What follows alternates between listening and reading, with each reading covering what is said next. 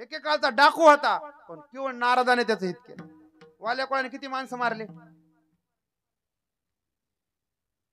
नाही मारले? किती? बघा लोक काय म्हणाले, सांगा ना पटपट. सोडणारच नाही कीर्तन आता सांगितल्याशिवाय. किती मारले? 12. काय ते काय ग्रामपंचायत सदस्य होते काय? 12. किती मारले? सगळा खेळ इचकायचा दिसते हो सगळा. थांबा, राहू दे, थांबा, मी सांगतो. तुमच्या नादी लागलं आमचं हुटकायचं. थांबा, ऐका. कीर्तनकार आतापर्यंत सांगत आले 7 रान भरले. मोहरी एवढा खडा म्हणजे माणूस मारला की टाकायचा. केवढा? मोहरी एवढा. ऐका, त्या काळामध्ये द्वापार त्रेता युगामध्ये त्यावेळेस मूर्ती पूजा नव्हती अनुमामा. त्यावेळेस प्रतिमा पूजा होती. त्यावेळेस पूजा करायची. आता जसं आपल्याकडे पूजा करण्यासाठी देवाची मूर्ती असते, प्रतिमा असते, त्यावेळेस पूजा करण्यासाठी प्रत्येकाकडे शालिग्राम होता. प्रत्येक वारकऱ्याकडे नित्यनेमासाठी शालिग्राम होता. आणि वाल्या कोळी प्रत्येक आला की त्याला, मग ते वारकरी असो नाही, बिगर वारकरी असो नाही, ब्राह्मण असो, प्रत्येकाला अडवायचा, म्हणायचा अगोदर निकालो रोकड कॅश. अहो हे वारकरी म्हणायचं आमच्याकडे काय? वाल्या कोळी म्हणला सध्या वारकऱ्याकडे पुढाऱ्याकडेच पैसे म्हणले, दुसरे कोणाकडे नाहीत.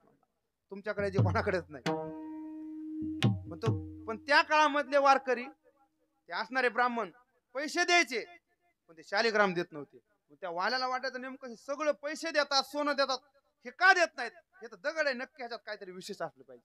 म्हणून त्याच्याकडे तो हिसकून घ्यायचा आणि त्या मारायच्या त्या माणसाला आणि त्या रानामध्ये टाकायचा. असे 7 रान भरले होते शालिग्रामाने. मोहर एवढा खडा नाही, परंपरेने सांगत आलंय. पण मी बी चांगल्या वक्त्यात ऐकलंय. आदरणीय गुरुवरे सुनील महाराज झांबरे त्यांना सांगितलं होतं हा इतिहास. मग एवढा लुटारू असणारा, पण त्याचा सुद्धा उद्धार केला. त्याला सांगितलं तू एवढं पाप करतोस कोणासाठी करतोस? ते मला कोणासाठी? माझ्या मुलाबाळासाठी. नारद म्हटले मुलाबाळासाठी करतोस, पण अरे अनितीने पैसा कमवतोस, लुटारू लोकांचे रक्त पितो, लोकांना मारतो, मुलासाठी करतो. हे कधी तुझ्या मुलाबाळा सुखी होणार नाहीत मुलाबाळ, आणि त्यांचा आशीर्वादही तुला लागणार नाही. जाऊन विचार तुझ्या बरोबर या पापात सहभागी होतील का? म्हणून पैसा कमवत असताना दुसऱ्याच्या मुंड्या मोडून कमवू नका आपल्या मुलाबाळासाठी. ते कधीच सुख देणार नाही महाराज. आतापर्यंत इतिहास आहे, ज्यांना ज्यांना असे पैसे कमवले त्याच्या घराला कुलप लागले. म्हणून पैसा कमवत असताना सांगितले ना, जोडून या धन, भले 4 पैसे कमी.